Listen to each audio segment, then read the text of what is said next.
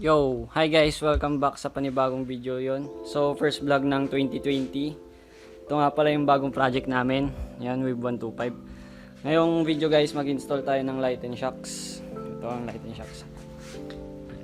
Hindi natin muna siya pipinturahan kasi papalitan din lang ng subframe sa likod. Ang concept na gagawin natin dito guys is drag bike concept. Yan. So, ito yung engine nya. Nakabaklas pa.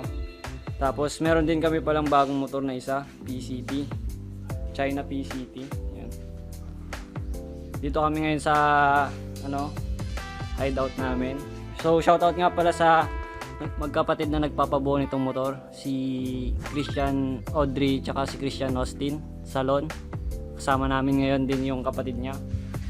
Nandun pala, wala siya dito ngayon. So today's video guys, ito install lang natin tong Lighten shocks. Yun, we're good to go.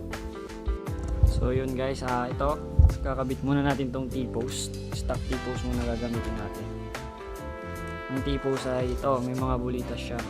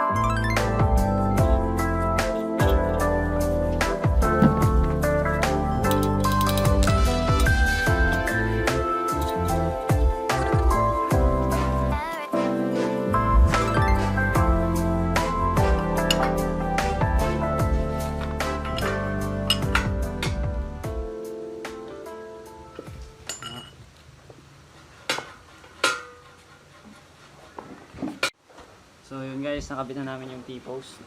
Sunod natin yung telescopic.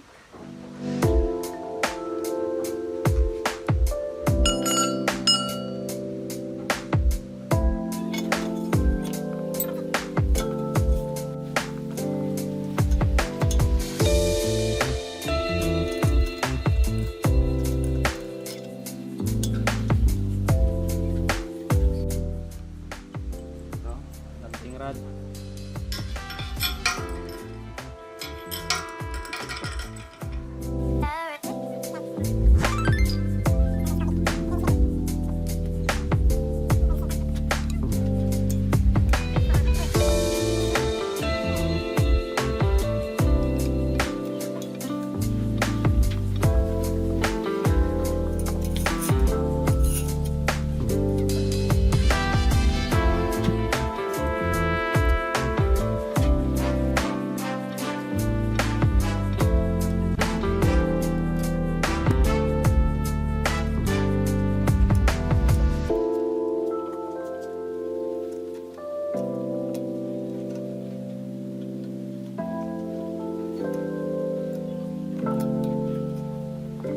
So yun guys, lalagyan natin ng langis. Ito. Yan. Susukatan ni Papa. Roy Vincent. Recipit, chief mechanic namin. Use oil lang ang gamit. Kayo guys, kung gagamit kayo ng fork oil, pwede din. Madami natin yan, boss.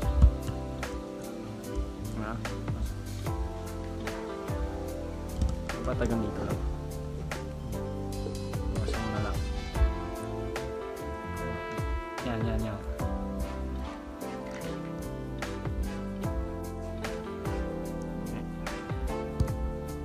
Master.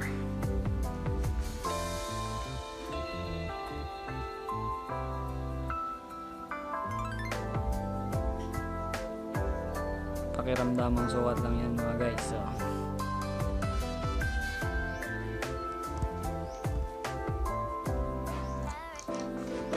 kapag bitin, sobrang lambot guys, dagdagan nyo lang ng langis.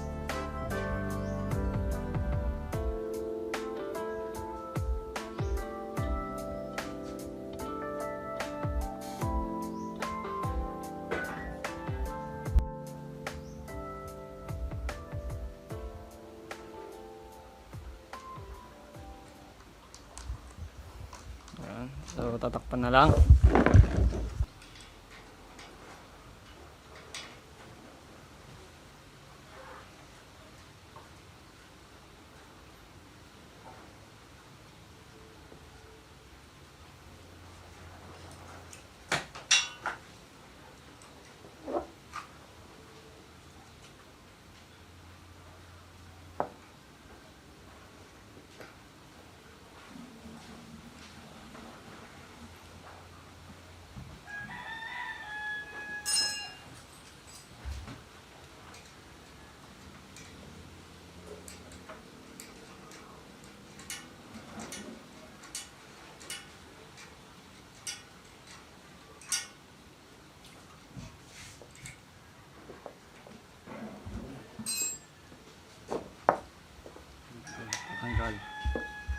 So, yun guys.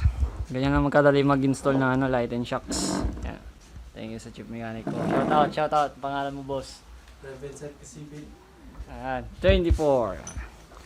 So, yan guys. Lighten shocks. Next video natin guys, mag-install tayo ng handlebar. Yan. Next video. Tapos susunod na video na naman, swing arm plus 3. So, kung tatanungin nyo guys, andito yung motor ko. Yan. Tinatakwil na namin siya kasi laging talo. Naka K-Tech na drag bar siya. Pinanglalaro namin. Shout out din kay Boss Kai. Yan, lilinis. Yan. So, dito nga tatapos yung video na to guys. Next video na lang. Peace.